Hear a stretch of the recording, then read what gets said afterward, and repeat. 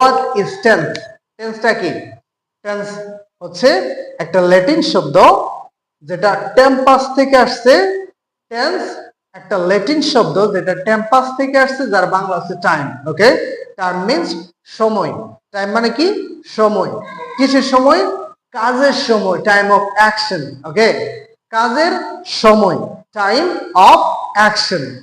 কাজটা কখন হয়, কাজটা কখন হয়েছিল, কাজটা কখন হবে, এই তিনটা সেন্স আপনাকে বুঝতে হবে। হ্যাঁ, কাজটা কখন হয়, আর কাজটা কখন হয়েছিল, আর কাজটা কখন হবে। ওকে, সো সময়কে আমরা হচ্ছে তিন ভাগে ভাগ করতে পারি, প্রেজেন্ট, আর হচ্ছে পাস্ট, আর ফিউচার যেটা ইংলিশে টেন্স, আর হচ্ছে বর্তমান, অতীত, আর হচ্ছে ভবিষ্যৎ, এটা হচ্ছে বাংলা সময়। ওকে, আমরা যদি দিনকেও ভাগ করি তিন ভাগেই ভাগ করতে পারি। যেমন হচ্ছে যেটা চলে গেছে ওটা হচ্ছে গতকাল, আর আজকে যেটা কথা বলতেছি এটা হচ্ছে আজকে বর্তমান, আর আগামীকাল সামনে যেটা আছে এটা হচ্ছে আগামীকাল। ওকে, সো আমরা সবগুলা কি দিনকে তিন ভাগে ভাগ করি, সময়কে তিন ভাগে ভাগ করতে পারি। Okay, so today I want to talk about present simple tense. আজকে হচ্ছে আমি প্রেজেন্ট সিম্পল টেন্স নিয়ে আলোচনা করব, এবং এটা আমাদের ম্যাক্সিমাম টাইমে এটা হচ্ছে আমাদের প্র্যাকটিক্যাল লাইফে কাজে লাগে।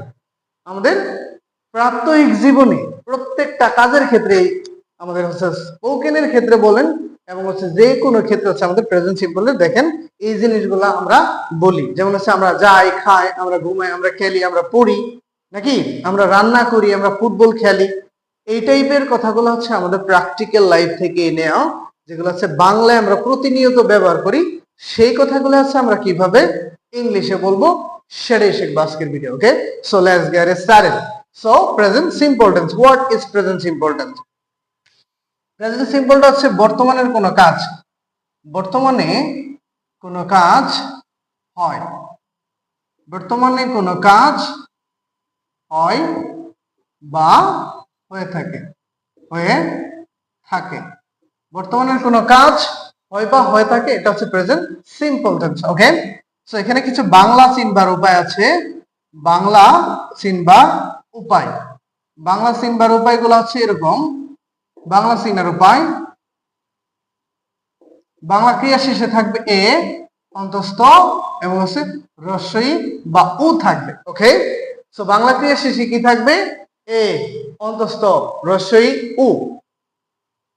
কোন সেন্টেন্সে, কোন বাংলা বাক্যতে যদি হচ্ছে আপনি এ অন্তস্থ রস্বই উ দেখেন, তাহলে এটা ধরে নেবেন এটা প্রেজেন্ট কি সিম্পল টেন্স, এবং হচ্ছে নাও থাকতে পারে না। ওকে, এ রস্বই অন্তস্থ আর উ আর হচ্ছে না, এই নাটা থাকবে নেগেটিভ করতে।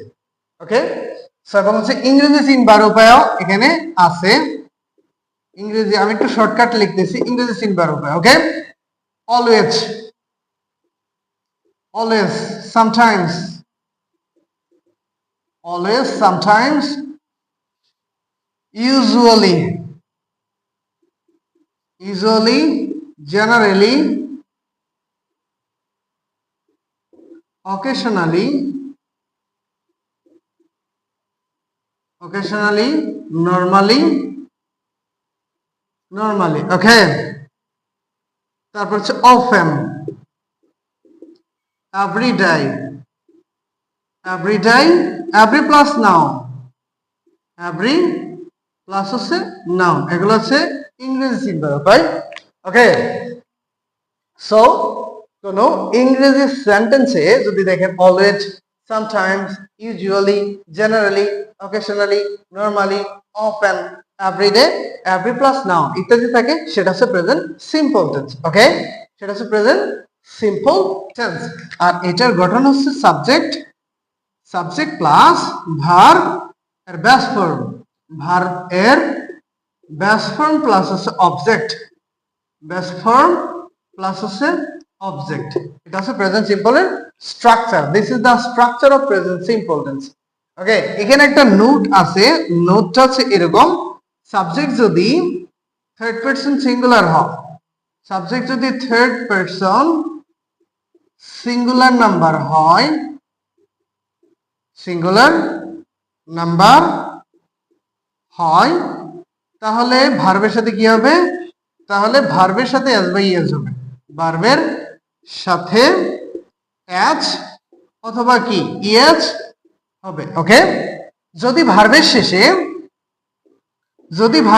সিএইচ, ওকে, এচ, তারপরে কি এক্স, তারপর হচ্ছে ও, তারপর হচ্ছে এচ, তো লিখলাম জেড, এসএইচ ইত্যাদি থাকে, তাহলে কি হবে? তাহলে ইএচ যুক্ত হবে, ইএচ যুক্ত হবে, আর বাকি সকল ক্ষেত্রে শুধু এচ যুক্ত হবে। ওকে, সো কোন ওয়ার্ডের শেষে সিএইচ, এস, এক্স, ও, জেড, এসএইচ, ওকে ইত্যাদি যদি থাকে তাহলে হচ্ছে নিঃসন্দেহে চোখ বন্ধ করে ইএচ যুক্ত করে দিবেন, আর বাকি সকল ক্ষেত্রে হচ্ছে আপনি কি করবেন? শুধু একটা এচ যোগ করে দিবেন। Okay, so thank you very much. একটু রাইট ডাউন করে নিন ফার্স্টলি, দ্রুত লিখে নেন। আজকে হচ্ছে ক্লাসটা একটু লম্বা হবে, কারণ হচ্ছে অনেক কিছু এখানে বলতে হবে। ওকে, অনেক কিছু আমরা এখানে বলবো, অনেক কিছু শিখবো, ঠিক আছে? সো একটু লিখে নেন, ফার্স্টলি একটু লিখে নেন, মুছে দিলাম। এখন হচ্ছে আমরা শিখবো how to convert Bangla to English. Okay, how to convert Bangla to English, কিভাবে হচ্ছে বাংলা থেকে ইংরেজি করব। আমি প্রতিদিন স্কুলে যাই, আমি প্রতিদিন স্কুলে যাই, দেখেন হচ্ছে সাইন চলে আসছে এখানে। কোন বাংলা ক্রিয়া শেষে যদি আমরা রস্যই পাই সেটা হচ্ছে অবশ্যই প্রেজেন্ট সিম্পল টেন্স। কোন বাংলা ক্রিয়া শেষে যদি আমরা রস্যই পাই এটা ডেফিনেটলি কি হবে? প্রেজেন্ট সিম্পল টেন্স হবে। সো তাহলে আমি ইংলিশ হচ্ছে আই, আর যাও ইংলিশ হচ্ছে গো। I go, আমি যাই। I go, আমি যাই। I go, আমি যাই। আমার সাথে একটু রিপিট করবেন, you can repeat after me. So I go মানে হচ্ছে আমি যাই, you go মানে হচ্ছে তুমি যাও, he এর সাথে কি বসবে? এটা থার্ড পারসন সিঙ্গুলার, এর সাথে কি বসবে? goes বসবে, he goes. ওকে, সে যায়। রাকিব goes, রাকিব যায়। ওকে, সো তাহলে I go, আমি যাই। কোন দিকে যাই? কোন দিকে বুঝাইলে টু বসবে, হ্যাঁ, preposition. I go to school, আমি স্কুলে যাই। কখন? প্রতিদিন, এভরি ডে, এভরি ডে। ওকে, সো আমাদের ইংরেজি সিম্বল উপায়গুলো চলে আসছে। সো কোন সেন্টেন্সে যদি every day, occasionally, usually, normally এগুলো থাকে সেটা হচ্ছে প্রেজেন্ট সিম্পল টেন্স। ওকে, সো আমি প্রতিদিন স্কুলে যাই, I go to school every day.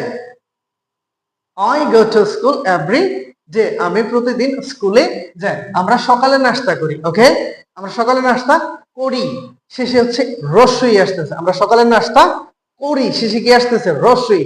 So it is a present simple tense, এটা হচ্ছে প্রেজেন্ট সিম্পল টেন্স। সো তাহলে হচ্ছে আমরা ইংলিশ হচ্ছে উই, আমরা সকালে নাস্তা করি, we take breakfast, we take breakfast, we take breakfast, we take breakfast in the morning, in the morning, in the morning, in the morning, we take breakfast in the morning, we take breakfast in the morning. আমরা সকালে নাস্তা করি, আমরা হচ্ছে ব্যায়াম করি, we take exercise. ওকে, আমরা ব্যায়াম করি, we take exercise. আমরা পড়ি, we read. আমরা শিখি, we learn. আমরা যাই, we go. আমরা ঘুমাই, we sleep.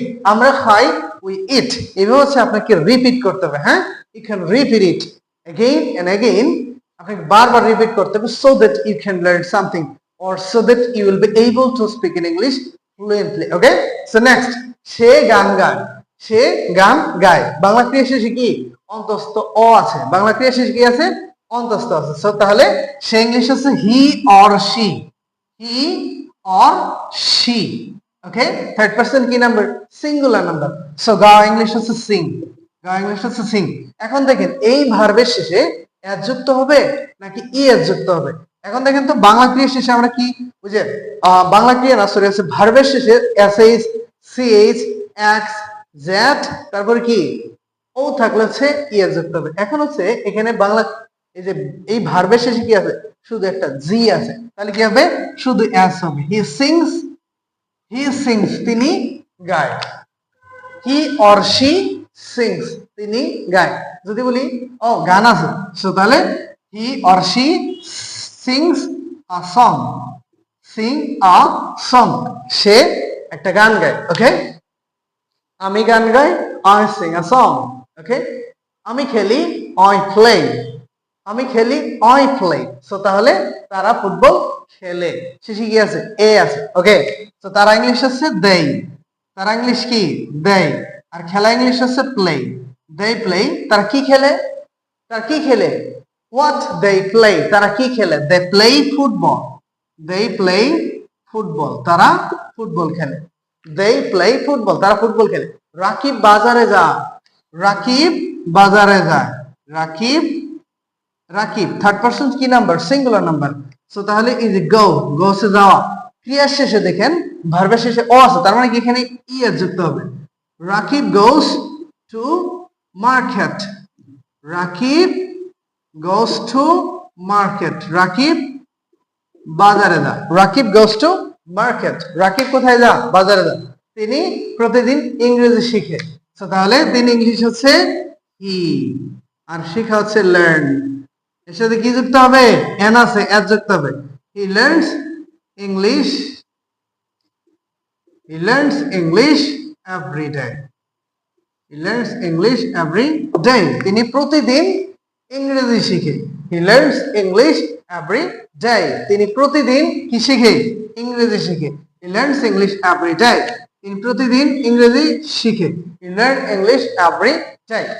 সে আমাকে খুব ভালোবাসে। ওকে, ও আমাকে অনেক ভালোবাসে। সে আমাকে খুব ভালোবাসে। ও আমাকে অনেক ভালোবাসে। ওকে, তো তাহলে এটা হচ্ছে সি।